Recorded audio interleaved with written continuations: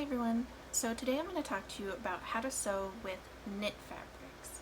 There are some different stitches that you may need to use on your sewing machine and some different techniques you might need to use to be able to sew stretch fabrics. So I'm going to walk you through how to sew with your standard sewing machine on stretch fabric, what kind of stitches you might want to use, what needles you might need to use, and what techniques might work better for stretch fabrics versus woven fabrics. When you're sewing with stretch fabrics, it's important to make sure that you're using the proper needle. For any kind of stretch or knit fabrics, you do want to make sure you are using a stretch or a ballpoint needle. So you can see these both say stretch. This one is a twin stretch, so this is going to be for doing twin needle stitches on stretch fabric. These are standard stretch needles. They are slightly rounded at the tip so that they will not break apart the knits in your fabric. They are going to kind of push in between them so that you aren't breaking the chains that are putting your fabric together. So you do want to make sure you are using the proper needles for your fabric. They do come in different sizes, so if you do have a lighter weight fabric, you can use a lighter weight needle, a 75, or if you have a heavier fabric, you can use a 90. Generally, when you are sewing with a stretch fabric, you don't want to use just a standard straight stitch because the seams that you are sewing on your stretch fabric need to stretch. If you're using just a standard regular straight stitch, when you try to stretch this, not only do you get minimal stretch, but if you do need something with a significant amount of stretch, you're more likely to break your stitches. And so that's going to end up opening up your seam, and that's definitely not what you're going to want on your knit fabrics. There's a variety of stitches that you can use that do have a bit more stretch to them. Most machines will have a stretch stitch that is basically a very small, very narrow zigzag, so that when you pull this, you get a good amount of stretch without having any breakage. So you can kind of see there, it's a very tiny zigzag stitch. That's what's known as a stretch straight stitch. There are also stitches that will do a seam and an overcast in the same step, like this here. This is going to finish your edge at the same time that you are stitching it so that you can have a nice finished edge.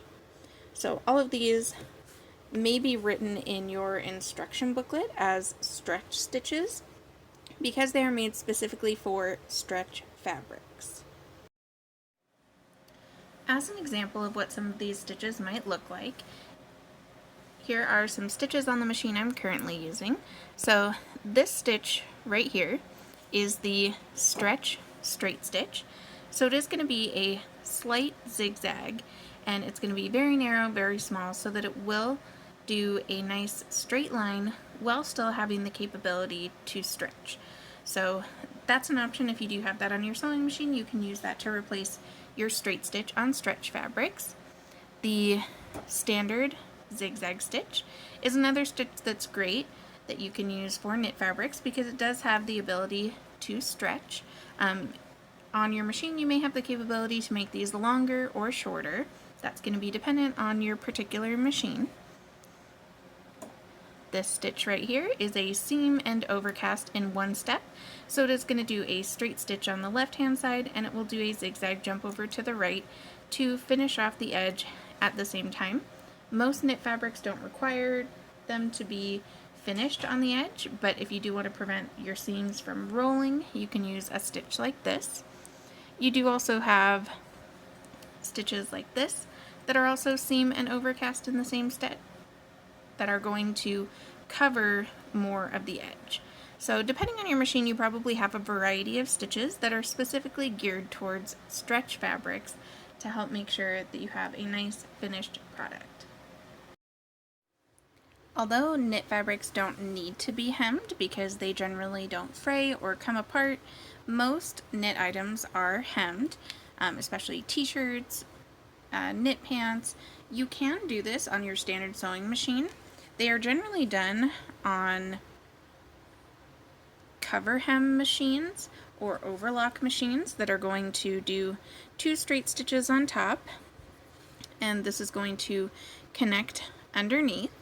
You can do a similar stitch on your sewing machine with a twin needle. You do want to make sure you're using a stretch twin needle, but with a stretch twin needle you can get a similar effect. The 2 straight stitches on top, and it's going to be connected underneath, and with that you are still going to have stretch to it in the same way that you would with a overcasting machine or a cover hem machine. So you can still get a similar look to this without having that machine. Another option for hemming your knit fabrics is to do what's called a picot edge. A picot edge is going to be a little curled hem like this, where it's going to look like you have a nice little scalloped edge. For this stitch, you are going to use what would normally be done as a blind hem stitch. A blind hem stitch is traditionally used to hem nice pants or slacks because it makes it look like you have an invisible stitch. But when you sew this on the edge of knit fabrics, it is going to create that little scalloped edge. So you are going to choose a blind hem stitch. I'd recommend making it as wide as possible. So I have mine to a 7mm on this machine, and I have my length set at a 10, and you are going to stitch this onto the edge of your fabric. To stitch the picot edge or scallop edge, you are going to make sure that part of your fabric is going to be visible in the opening of the foot. You want to make sure you have a good amount visible so that you can make sure that it is pulling and tucking under a little bit of the edge.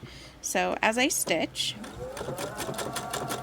it's going to do a straight stitch on the left, and it's going to do this zigzag jump to the right.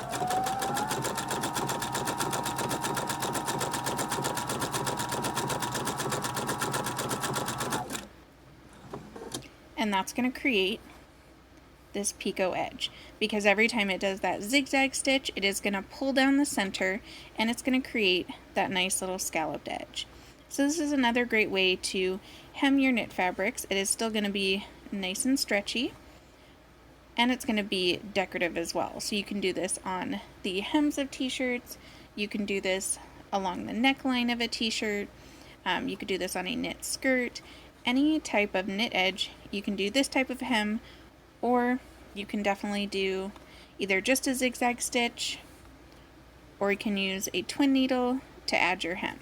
So if you are having to hem a lot of knit fabrics, whether you need to shorten your pants, shorten your t-shirts, these are some great ways that you can hem those and have them still look nice and professional. I hope this video was helpful to you and made you understand your knit fabrics a little bit better. If you do have any questions, feel free to shoot us a DM or an email, and we're happy to help.